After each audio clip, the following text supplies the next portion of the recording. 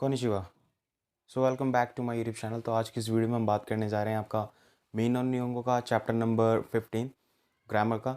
सो अपनी last video में अभी जो मैंने चैप्टर नंबर 14 की जो वीडियो आपको डाली थी, अपलोड की थी, सो आई होप उस वीडियो से आप लोगों के बहुत सारे जो डाउट्स थे वो क्लियर हो गए होंगे कि ते फॉर्म हम कैसे क्रिएट करते हैं, कैसे बनाते हैं, first group of verb, second group of verb और थर्ड ग्रुप ऑफ वर्ब में हम कैसे ते फॉर्म को यूज़ करते हैं, उसे कैसे बनाते हैं।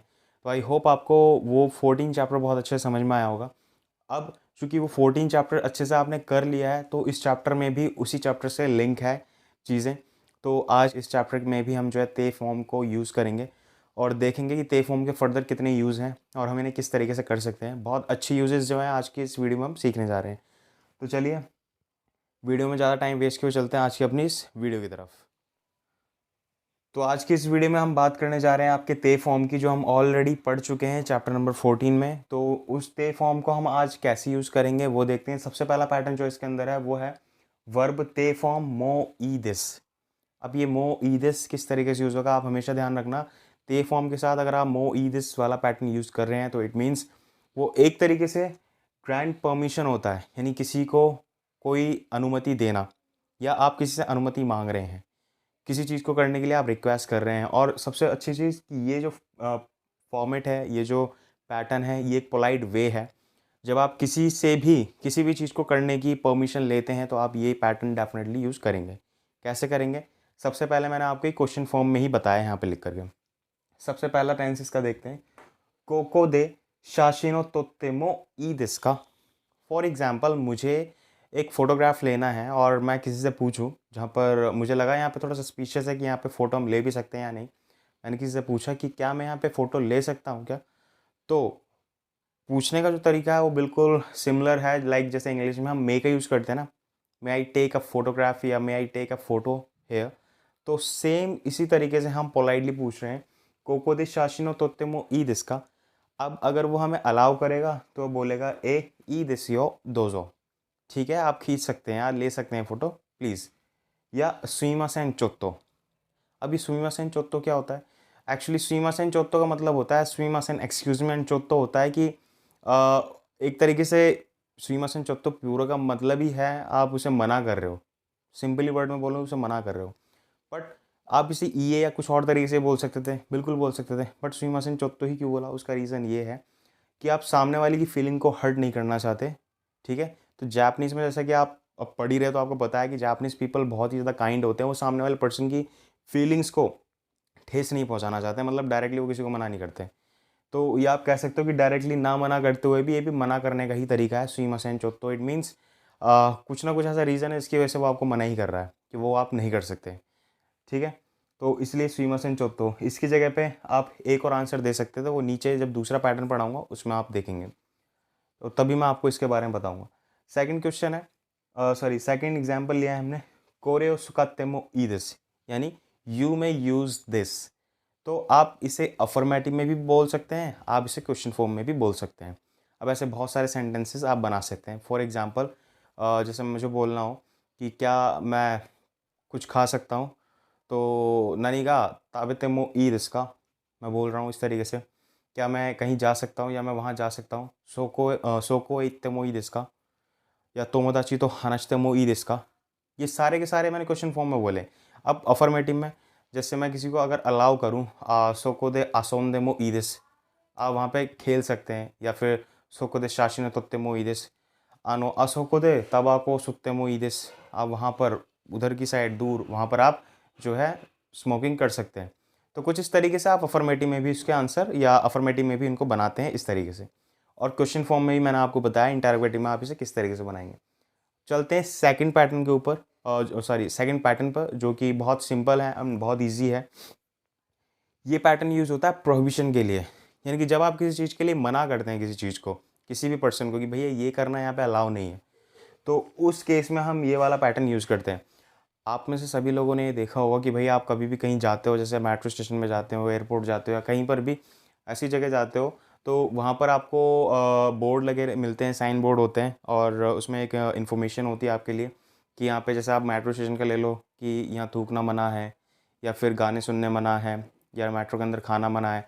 तो इस टाइप की चीज़ें जब भी आती हैं तो वो प्रोहिबिशन की कैटेगरी में आती हैं, और प्रोहिबिशन के केस में हम कैसे जापानीज़ में उसको बोलते हैं वो पैटर्न हम सीख रहे हैं।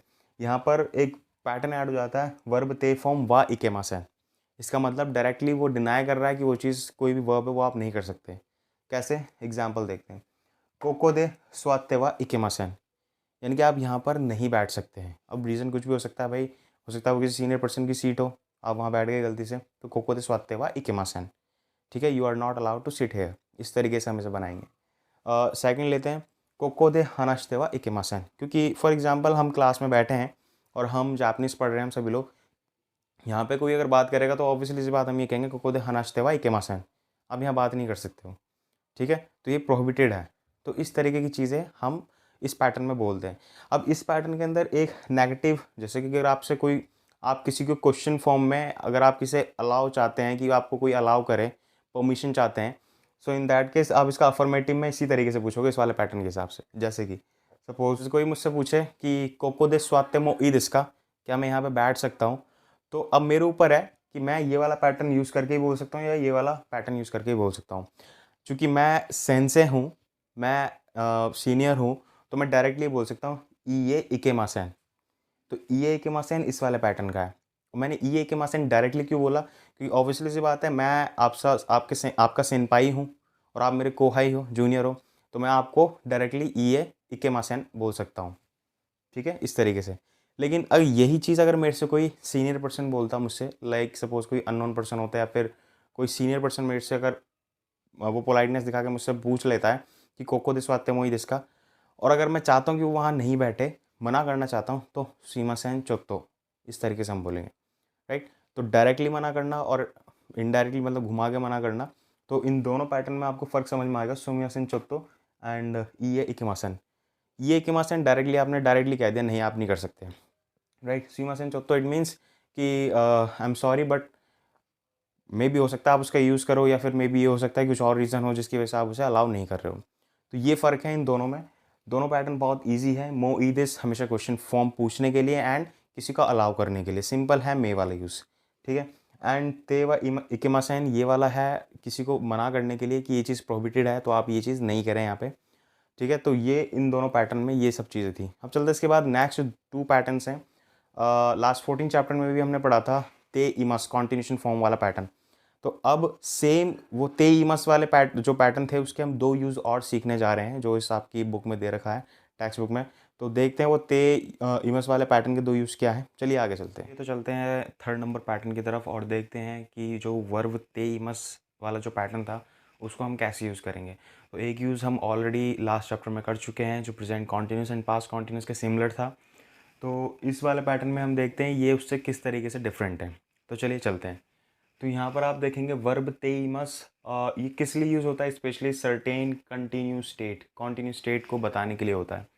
इसको आप इस तरीके से समझ लीजिए। ये चीज़ थोड़ी सी अलग है जापानीज़ में। क्या होता है कि जब हम इंग्लिश की बात करें या हिंदी की बात करें, तो जो सेंटेंस हमें प्रेजेंट जो हम एक्चुअल एक्शन कर रहे हैं प्रेजेंट में, अगर हम उस चीज़ को बताने की बात करते हैं, तो वहाँ हम कॉन्टिन्यूस फॉर्म में हम इंग्लिश में बोल देते हैं, present continuous and past continuous में। और वही हमने पैटर्न सीखा था अभी लास्ट चैप्टर में तेईमस वाला। बट ऐसे भी सेंटेंसेस होते हैं जो लाइक पास्ट में कोई चीज़ हुई, कोई एक्शन हुआ और उसका रिजल्ट प्रेजेंट तक है, और वो चीज़ कंटिन्यू है प्रेजेंट में और आगे भी रहेगी। तो इन दैट केस क्या होगा, हम कौन सा पैटर्न यूज़ करेंगे? इंग्लिश में तो देखो प्रेजेंट इंडेफिनिट है, उसके लिए हैबिचुअली एक्शन इसके बाद में बताऊंगा, हैबिचुअल एक्शन वाला पैटर्न जो इसके बाद आएगा। तो इस टाइप की चीज़ें वहाँ हैं, बट इन जापानीज़ के केस में ऐसा कुछ नहीं है। तो वहाँ पर आपको तेईमस ही यूज़ करना पड़ेगा, वहाँ पर आपको फर्दर कोई यूज़ नहीं मिलेगा। कैसे? जैसे कि उदाहरण के लिए मैं आपको एक बताऊँ, इस वाले पैटर्न में आपको इस चीज़ का हमेशा ध्यान रखना है, इसमें पास्ट में कोई चीज़, कोई एक्शन हुआ और उस एक्शन के बाद उसका रिजल्ट जो है वो अभी प्रेजेंट में कंटिन्यू चलता आ रहा है और आगे भी चलता रहेगा, ठीक है। कैसे? जैसे रमेश सान व केक्कोन शितेइमास। रमेश सान ने जो है वो मैरिड है, रमेश सान जो है मैरिड है, इसका मतलब ये हुआ। तो इसमें आप ध्यान रखें शितेइमस का यहाँ पर सेंस बिल्कुल भी नहीं है कॉन्टिन्यूस वाला, तो आप कहीं कॉन्टिन्यूस वाला सेंस इसमें ढूंढें। यही चीज़ ये इसे डिफरेंट बनाती है। तो रमेश सान जो है वो ही इज़ मैरिड, ठीक है, ये चीज़ बता रहा है। अब मैरिड में आप ध्यान रखें, आज से कुछ साल पहले उन्होंने शादी की होगी, मे बी 2 साल 3 साल, तब उन्होंने शादी की, तब से वो अब तक क्या है, शादीशुदा हैं, कंटिन्यू एक स्टेट आ रही है, शादीशुदा इंसान है, वो पर्सन है, राइट। तो वहाँ पर कुछ एक्शन हुआ, मतलब वही शादी करी उन्होंने और वही कंटिन्यू जो कंडीशन है वो उनकी है, यानी कि वो अब मैरिड पर्सन है, तो इसलिए वो एक अभी तक प्रेजेंट में चलती आ रही है और आगे भी वो चलती रहेगी। तो इसलिए हमने ये वाला पैटर्न जो है इस तरीके से यूज़ किया है। सेकंड वाला क्वेश्चन देखते हैं। इसका ऑप्शन देखते हैं। सेकंड जो हमने लिया है यहाँ पे, वाताशी व अप्रुनो केतायु मोत्तेइमस। मैंने कोई फ़ोन ख़रीदा एप्पल का, सपोज़ आज से 1 साल या 2 साल पहले। अब मैंने करा क्या वहाँ पे, एक्शन क्या किया एग्ज़ैक्टली, मैंने उसे ख़रीदा। पहला एक्शन, मैंने उसे ख़रीदा। ख़रीदा है इसलिए उसका रिज़ल्ट क्या है आज प्रेज़ेंट में, वो मेरे पास है। समझ में आ रही है चीज़? मैंने एप्पल का फ़ोन ख़रीदा और वो ख़रीदने का जो पहला एक्शन था, उस एक्शन का रिज़ल्ट क्या है? प्रेज़ेंट में उसका रिज़ल्ट है कि वो मेरे पास फ़ोन है। ये चीज़ मैं अपनी तरफ से नहीं कह रहा हूँ, ये बुक के अंदर भी लिखी हुई है, आप चाहे तो वहाँ पढ़ सकते हैं। इसके बाद तीसरा है मीनासान व देरिनी सुंदईमस। लेट्स सपोज़ मान लेते हैं कि आप सभी लोग जो है दिल्ली में रहते हैं, ठीक है? तो आप दिल्ली में कभी ना कभी तो आए होंगे ना, तो पहला एक्शन आपने आने का किया है, उसके बाद आप वहाँ पर रहने लगे, राइट? तो मीनासान व देरिनी सुंदईमस, इस तरीके से आप सभी लोग दिल्ली में रहते हैं। मेरे जितने भी टेंस हैं, ये जितने ही बोल रहा हूँ, इनमें सब में पीछे प्रेजेंट इंडेफिनिट वाला ही सेंस है, ते है, ता है, ती है, कुछ इस तरीके से ही रहेगा, ठीक है? और इसमें एक सबसे इंपॉर्टेंट चीज़, पास में कोई एक्शन हुआ उसका कॉन्टिन्यूशन स्टेट हम बता रहे हैं प्रेजेंट तक की, इस चीज़ को आप हमेशा ध्यान रखना। फोर्थ, वाताशी व मीनासान नि शित्तेइमास। बिल्कुल, देखिए कुछ ऐसा है, मैं अगर ये कहूँ कि मैं आप सभी लोगों को जानता हूँ, तो बिल्कुल मैं बोल सकता हूँ। क्यों? क्योंकि देखिए, आज से 4 महीने पहले जब मैंने अपना यूट्यूब चैनल बनाया था, आप में से बहुत सारे लोग, अब एक छोटा-सा परिवार मेरे से लिंक है, अराउंड 400 के करीब सब्सक्राइबर है। तो आप सभी लोग मेरी फैमिली हैं, राइट? आप सभी लोग मुझे जानते हैं। आप मेरे चैनल पे फर्स्ट टाइम जब आपने विज़िट किया, पहला एक्शन आपने विज़िट किया मेरे चैनल पे, उसके बाद आपने मुझे सुना, आपने मुझे समझा, देन उसके बाद आप मेरी वीडियो देखते हो, आप आगे सीखते हो। तो इसी तरीके से मैंने वीडियो बनाई आपको, सबसे पहले हमारा इंटेलेक्चुअल हुआ इस प्लेटफ़ॉर्म के थ्रू, देन इसके बाद अब मैं वीडियोज़ बनाता हूँ आपके लिए और आप उसे देखते हो। तो कहने का मतलब एक मतलब डीपली तो हम एक-दूसरे को नहीं जानते, बट हाँ, हम कह सकते हैं कि मैं आपको जानता हूँ और आप मुझे जानते हैं। इसी सेंस में मैंने यहाँ पे लिखा वाताशी व मीनासान नि शित्तेइमास। और ये उन लोगों के लिए भी है। देखो, इसमें डिफ़रेंस बता देता हूँ सिंपल सा। अब आपके दिमाग में एक क्वेश्चन ये आ रहा होगा कि सेंस से अगर सिंपली ताहे तीहे वाला सेंस आ रहा है, तो हम नॉर्मली मास फॉर्म में बना सकते हैं, है ना? अगर मैं ये वाला सेंटेंस कहूँ, वाताशी व मीनासान नि शिरीमास, तो क्या नहीं बना सकता? बिल्कुल बना सकता हूँ। वहाँ पर भी सेंस यही है कि मैं आप सभी लोगों को जानता हूँ, right? But the thing is कि भाई जानता हूँ वो ठीक है, शिरीमास में और शित्तेइमास में थोड़ा-सा डिफ़रेंस है। शित्तेइमास में आ जाता है क्या, एक पीछे हिस्ट्री ऐड हो जाती है। यानी कि जो शित्तेइमास अगर मैं लगा रहा हूँ, तो इट मीन्स मैं थोड़ा टाइम से जानता हूँ आप लोगों को। कुछ ना कुछ ऐसा हुआ जिसकी वजह से मैं आपको जानता हूँ। अब ऐसा होने का रीज़न क्या था, वो मैंने बताया कि मैं आपको पढ़ाता हूँ। चूँकि मैं पढ़ाता हूँ इसलिए आप मेरे चैनल पे आए, आपने मेरे चैनल पे मेरी वीडियो देखनी स्टार्ट करी, तब से आप मुझे जानते हैं और इसी तरीके से मैं आपको जानता हूँ कि मेरे इतने सब्सक्राइबर ऐड हो गए, इट मीन्स हम मेरी फैमिली इतनी बड़ी हो गई है। तो इसको मैंने एक स्टोरी के बेस में आपको बताया ताकि आपको दिक्कत ना हो समझने में, इस तरीके से, ठीक है? अब इसके बाद चलते हैं हम फोर्थ पैटर्न पे, ये ते इमस। यहाँ पर मैंने क्या दे रखा है, हैबिचुअल एक्शन। तो जैसे ये वाला यूज़ था, वैसे ही सिमिलर इसी तरीके से ये भी यूज़ है, लेकिन इसमें एक चीज़ पे ध्यान रखना, इसमें सबसे ज़्यादा फोकस किया जा रहा है हैबिचुअल एक्शन। यानी कि ओवर द पीरियड, पुराने टाइम से लेके, पास्ट से लेके अभी तक, प्रेजेंट तक आप सेम चीज़ करते आ रहे हो। समझ में आ रही चीज़? जैसे कि फॉर एग्जांपल मैंने 2015 में जापानीज़ पढ़नी स्टार्ट की थी, और अगर मैं ये कहूँ वाताशी वा निहोंगो बैंक्यू शितेइमास, तो इट मीन्स मैं ये कह रहा हूँ कि मैं अभी भी जापानीज़ पढ़ता हूँ, मैं जापानीज़ पढ़ता हूँ। शितेइमास का मतलब ये हो गया यहाँ पे। तो पास्ट में मैंने पढ़नी स्टार्ट की थी, तब से मैं अभी भी पढ़ता हूँ और ये सच है, मैं अभी भी पढ़ रहा हूँ लिटरली। तो वाताशी वा निहोंगो बैंक्यू शितेइमास, मैं इस तरीके से बोल सकता हूँ। अब मैंने यहाँ पे क्या लिखा है, आईएमसी व पासोकॉन स्कुत्तेइमास। आईएमसी कंपनी जो है, वो जो कंप्यूटर है उनको बनाती है। लेट्स सपोज मान लेते हैं कंप्यूटर की भी कंपनी है आईएमसी, तो सिंपल सी बात है, जब आईएमसी कंपनी कंप्यूटर की, तो वो कंप्यूटर ही बनाएगी, लैपटॉप ही बनाएगी। तो आईएमसी कंपनी जो है वो लैपटॉप या कंप्यूटर को प्रोड्यूस करती है, वो उसे बनाती है। अब ये जो एक्शन है, यहाँ पर मेन फोकस था एक्शन पे, सुकुत्तेइमास।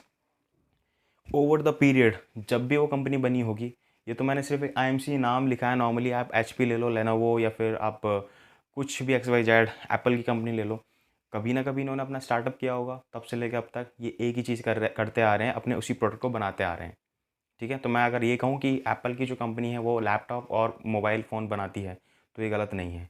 क्योंकि ये चीज़ हैबिचुअली होती आ रही है, एक्शन करते आ रहे हैं। ठीक है, तो जब आप ये बताओगे कि ये कंपनी ये चीज़ बनाती है, तो उस केस में आप तेईमस फॉर्म लगाओगे, तेईमस वाला पैटर्न लगाओगे। ठीक है, आप अगर ये बनाओगे, ये लगाओगे आई एम शिवा, या लेट्स सपोज आप पर हुआ केताइयो सुकुरीमास, तो इट मीन्स वो बनाती है, ये नॉर्मल सी बात होगी। ठीक है, बट सुकुत्ते इमास अगर आप वहाँ पे लगाते हो तो इट मीन्स वो लंबे टाइम से वो बनाती आ रही है और वही बनाती है, कुछ ये सेंस है। दूसरा, मोरुदे फूकुओ उत्तेमस, मॉल में कपड़े बेचे जाते हैं। तो ये रिपीटेडली जो एक्शन है वो हो रहा है, हैबिचुअल एक्शन है, क्योंकि वहाँ पे यूजुअली ये चीज़ की जाती है, इसलिए हम ये वाला पैटर्न लगा रहे हैं, वहाँ पे कपड़े बेचे जाते हैं। थर्ड, वाताशी वा आईटी खाईशा दे हतराइतेमास, जैसे मैं अपने केस में कहूँ कि मैं किसी आईटी कंपनी में काम करता हूँ, तो ये मेरी हैबिचुअली एक्शन हो गया कि मैं वहाँ पे काम करता हूँ। कभी ना कभी मैंने वहाँ पे ज्वाइन किया, लेकिन तब से लेकर के मैं अब तक वही काम करता हूँ, कहने का मतलब ये है। अब at the end of this pattern, ये इन दोनों पैटर्न में लिटरली मैंने इसमें बहुत ज़्यादा स्टडी की और मैंने कई बार इसको पढ़ पढ़ के देखा, क्योंकि मुझे ना इसके अंदर जो पर्सनली फील हुआ वो ये कि इन दोनों पैटर्न में कोई ज़्यादा डिफरेंस मुझे लगा नहीं। क्योंकि हो सकता है जब मैं आपको ये पढ़ा रहा हूँ तो आपको मे भी बहुत सारे क्वेश्चन आए होंगे दिमाग में, जैसे मैंने आपको बताया शित्तेइमस की जगह श्रीमस लगा सकते हैं। तो इसी टाइप के क्वेश्चन मेरे भी दिमाग में आए, मैंने खूब इस पर स्टडी करी और जो कंक्लूजन निकला वो यही कि मुझे इनमें कोई सिमिलरिटीज़ ही लगी, मुझे इनमें कोई डिफरेंस नहीं लगा। क्यों? अगर मैं ये वाला सेंटेंस जो है उठाकर ऊपर वाले में पैटर्न में फिट करूँ तो मेरे हिसाब से वो भी बन सकता है, आईएमसी व पासकोन और सुकुत्तेइमस। क्यों? आईएमसी जो कंपनी है उसने कभी ना कभी पास्ट में स्टार्ट तो किया होगा ना, अपना स्टार्टअप किया होगा, उसने स्टार्ट किया तो एज अ रिज़ल्ट वो आज कंप्यूटर बनाती है, तो इसे हम उसमें भी यूज़ कर सकते हैं और उस वाले को इसमें भी यूज़ कर सकते हैं। तो मेरे हिसाब से तो देखो, मैं यही बोलूँगा कि अगर आपको ज़्यादा इसमें कन्फ्यूजन हो रहा है तो इतना ध्यान रखना, दोनों पैटर्न को आप यही से मान के चल लो कि दोनों पैटर्न अलग नहीं बल्कि एक ही है, राइट। तो डिफरेंस की बात करूँ, डिफरेंस सिर्फ इसमें इतना सा डिफरेंस है कि यहाँ पर जो अकॉर्डिंग टू पैटर्न बता रखा है कि इसमें पास्ट में कोई एक्शन हुआ, उसका रिजल्ट प्रेजेंट तक है, यानी कि रिजल्ट, उसका जो रिजल्ट पड़ रहा है वो प्रेजेंट में ही पड़ रहा है, और जिस वजह से वो काम कंटिन्यू, मतलब वो स्टेट जो है कंटिन्यू है। ठीक है, जैसे मैंने ये बताया था आपका कि उनकी शादी हुई, या वाताशी वा अप्परुनो केताइयो मुत्तेइमास, तो मैंने जैसे कहा कि फ़ोन मैंने ख़रीदा, तो पहला एक्शन ख़रीदा इसलिए वो मेरे पास है, एक एक्शन हुआ उसका रिज़ल्ट अभी तक मैं मेरे पास फ़ोन है। समझने के अगर पर्पज़ से कहें तो आप इस तरीके से समझ सकते हैं। बाकी अगर इसके बावजूद भी आपको थोड़ा बहुत डाउट है, समझ में अभी भी नहीं आ रहा, तो मैं ये कहूँगा कोई इश्यू नहीं है, आप दोनों को सेम पैटर्न मान के चल सकते हैं। ठीक है, और वैसे इतने ज़्यादा भी कन्फ्यूज़ होने की ज़रूरत नहीं है, क्योंकि जब आप जापानीज़ बोलने चलोगे ना तो वहाँ पे आप ये नहीं ढूँढोगे कि मुझे क्या बोलना है, क्या चीज़ एग्जैक्टली लेनी है या नहीं लेनी। तो डिपेंड करता है सिचुएशन पे, आप धीरे धीरे से सीखते चले जाओगे आगे जैसे जैसे बढ़ोगे। तो इतना ज़्यादा ये डिफ़िकल्ट नहीं है, इतना ज़्यादा कॉम्प्लिकेटेड नहीं है, तो कॉम्प्लिकेटेड आप इसे बनाइएगा भी मत। ठीक है, सिंपल सा ये पैटर्न था। तो चलिए चलते हैं अपने लास्ट पैटर्न की तरफ। ये बहुत सिंपल है, बहुत ज़्यादा ईजी है। तो एक वर्ड है शिरीमासेन, या आपने अपनी वोकैब में पढ़ा होगा शिरीमास, जिसका मतलब होता है टू नो। तो ये स्पेशल है, इसलिए इसको एक पैटर्न बना दिया गया लास्ट में, ताकि आपको याद रहे कि इसको हमें किस तरीके से नेगेटिव में हमेशा किस तरीके से यूज़ करना है। देखो, श्री मस जो इसका पॉजिटिव वर्ड है, अफर्मेटिव है, वो श्री मस है, यानी शित्ते मस अगर ते फॉर्म लगाएं फर्स्ट ग्रुप का। जब हम शित्ते मस को नेगेटिव में बनाएंगे ना तो ये शित्ते मासैन नहीं होगा कभी भी। ठीक है, इवन और जितनी वर्ड है तो उसमें आप एक बार को उनका नेगेटिव में इमासैन लगा सकते हैं, बेंक्युशिते इमस, बेंक्युशिते इमासैन, ताबेते इमस, ताबेते इमासैन। ठीक है, सेकंड ग्रुप का। फर्स्ट ग्रुप का लें, जैसे खाइमोनो, कुछ भी ले लो, जैसे मैं कहूँ साइफुओ खात्तेइमास, तो खात्तेइमासैन। लेकिन श्रीमास स्पेशल है, श्रीमास को आप डायरेक्टली शित्तेइमासैन कभी नहीं बोलोगे। इसके लिए स्पेसिफिकली एक वर्ड है श्रीमासैन, इसको श्रीमासैन बोलते हैं। तो जैसे सपोज आपसे कोई पूछ लिया जाए, जैसे मैं एक सेंटेंस पूछ रहा हूँ, कमरुसान नो जूशो शित्तेइमास का, क्या आप कमल सान का जो है एड्रेस जानते हैं क्या? मैंने अपने किसी फ्रेंड से पूछा तो उसने कहा अगर वो जानता है हाई शित्तेइमास, तो अफर्मेटिव में तो हम इसे एज इट इज़ ही बोलेंगे, हाई शित्तेइमास, हाँ जानता हूँ। नेगेटिव में ये श्रीमासन, नहीं मैं नहीं जानता। तो आपको हमेशा ध्यान ये रखना है, जब भी आप श्रीमस और शित्तेमस वाला पैटर्न यूज़ कर रहे हो तो श्रीमस का जब आप नेगेटिव बनाओगे तो श्रीमासन ही बनाओगे, राइट। ऐसे बहुत सारे क्वेश्चन हैं, जैसे मैं आपसे पूछूं लाइक स्टैच्यू ऑफ लिबर्टी जो है वो कहाँ पर है, अगर मैं आपसे पूछूँ कोरेओ शित्तेमस का, तो अगर आपको उसका एग्जैक्टली आंसर पता होगा, वह सभी को पता है, तो हाई शित्तेइमस, और नहीं पता है तो इये शिरीमासेन। तो क्या आप उसे जानते हो? अगर वो जानता है हाई शित्तेइमस, नहीं जानता तो इये शिरीमासेन, इस तरीके से हम बोलते हैं। तो आज की इस वीडियो में चैप्टर नंबर 15 में ते पैटर्न के कुछ और यूजेस थे फर्दर जो हमने आज डिस्कस करा। आई होप आपको ये सारे पैटर्न्स बहुत अच्छे से समझ में आ गए होंगे, कोई डाउट जो है वो आपका नहीं रहा होगा। अगर इसके अलावा भी आपका फिर भी कोई डाउट है तो आप, वही मैं कहूँगा आपसे, बेझिझक आप मुझसे मेरी इंस्टाग्राम आईडी जो नीचे दी गई है इस पे आप डायरेक्टली मुझे फॉलो करके आपके जो भी क्वायरीज़ हैं, जो भी क्वेश्चन, आप मुझे डायरेक्टली वहाँ पे पूछ सकते हैं।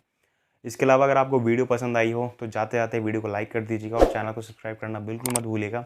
अगर आप मेरे चैनल पर पहली बार विजिट कर रहे हो तो आपसे रिक्वेस्ट करना चाहूँगा, प्लीज़ चैनल को सब्सक्राइब ज़रूर कर लेना और ज़्यादा से ज़्यादा इस वीडियो को अपने फ्रेंड्स के साथ, अपने जो भी आपके रिलेटिव्स हैं जो सीखना चाह रहे हैं जापानीज़, उनके साथ ज़रूर शेयर करिएगा ताकि वो भी आप ही की तरह अच्छे से सीख सकें। आज की इस वीडियो में मेरी तरफ से सिर्फ इतना ही था। मिलते हैं अपनी नेक्स्ट वीडियो में कुछ नए टॉपिक के साथ, कुछ नई वीडियोज़ के साथ। तब तक के लिए keep practising, keep smiling, take care, bye bye.